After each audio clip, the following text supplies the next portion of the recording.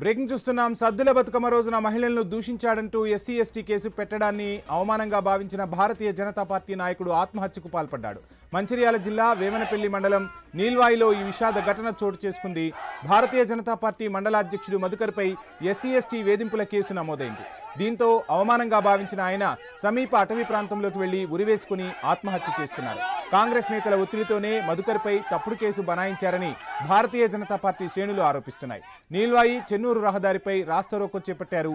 తప్పుడు కేసు బనాయించిన పోలీసులపై కేసు పెట్టి ఉద్యోగం నుంచి తొలగించాలని డిమాండ్ చేశారు.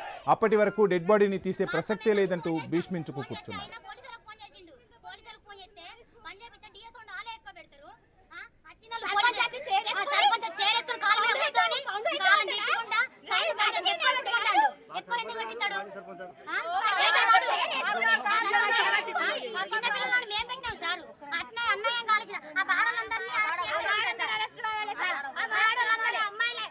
మామయ్యతో వీళ్ళందరూ తప్పు ఏం దానికి కేసు పెట్టి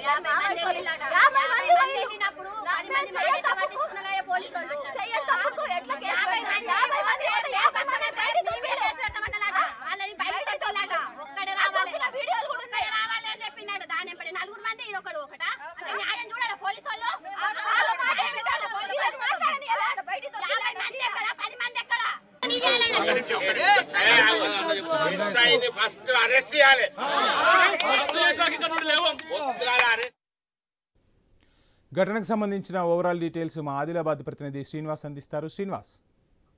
వంశీ, మంచిర్యాల జిల్లా వేమనపల్లి మండలానికి చెందిన బీజేపీ మండల అధ్యక్షుడు ఏట మధుకర్ అవమాన భరించలేక ఇటు సమీప నీల్వాయి అటవీ ప్రాంతంలో ఉరివేసుకొని ఆత్మహత్యకు పాల్పడంతో అయితే ఉద్రిక్త వాతావరణం అయితే చోటు చేసుకుంది. ఇటు నీల్వాయి గ్రామంలో సద్దుల బతుకమ్మ రోజున మహిళను కులం పేరుతోటి దూషించాడంటూ ఏట మధుకర్ పై అట్రాసిటీ కేసునైతే అధికార కాంగ్రెస్ పార్టీ నేతలు కేసు నమోదు చేయించినట్టుగానైతే ఇటు మధుకర్ కుటుంబ సభ్యులు అయితే ఆరోపణలు చేస్తున్నారు. అంతేకాక ఇటు అట్రాసిటీ కేసు పెట్టించడంతో పాటు పోలీస్ స్టేషన్ లో కూడా ఎస్ఐ మధుకర్ ను తీవ్రంగా దూషించడంతో పాటు అతనిపై అనుచిత వ్యాఖ్యలు చేయడంతో అవమాన భారం భరించలేకనే మధుకర్ ఆత్మహత్య చేసుకున్నాడంటూ కుటుంబ సభ్యులు అయితే ఆరోపణలు అయితే చేస్తున్నారు. దాదాపుగా గత కొద్ది కాలంగా కూడా ఇటు వేమనపల్లి మండలంలో అధికార ప్రతిపక్ష పార్టీల మధ్య అయితే రగడ కొనసాగుతోంది. ఈ మధుకర్ మృతికి కారణమైనటువంటి అధికార పార్టీ నేతలతో పాటు ఎస్ఐని కూడా సస్పెండ్ చేయాలి, నిందితులను అరెస్ట్ చేయాలంటూ బీజేపీ పార్టీ నేతలు అయితే డిమాండ్ చేస్తున్న పరిస్థితులు ఉన్నాయి. Vamsi, thank you Srinivas.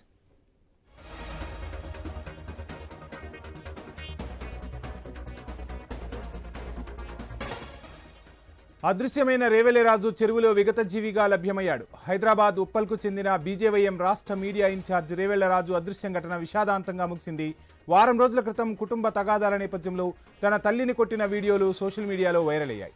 దీంతో కన్న తల్లి తనను మోసం చేసిందని, తన భార్యా పిల్లలను జాగ్రత్తగా చూసుకోమని, ఇబ్బందులు పెట్టవద్దని కోరుతూ తాను చనిపోతున్నానని సెల్ఫీ వీడియో పెట్టి రేవెల్లిరాజు అదృశ్యమయ్యాడు. అనంతరం యాదాద్రి భువనగిరి జిల్లా బీబీనగర్ చెరువులో విగత జీవిగా కనిపించాడు.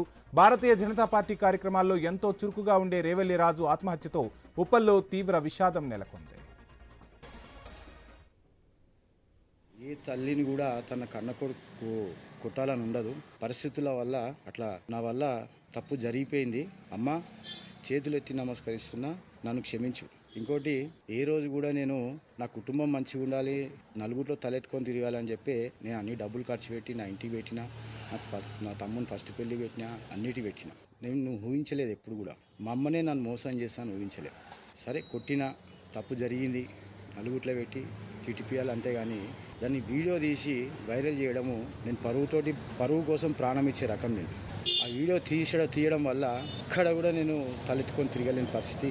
కేవలం ఆ వీడియో వల్లనే నాకు ఈ పరిస్థితి వచ్చింది. నీకు చేతులెత్తి నమస్కరిస్తున్నా, నన్ను నమ్మించి గొంతు కోసినట్టు నన్ను నా పిల్లాన్ని, నా పిల్లల్ని మాత్రం గొంతు కోయకు.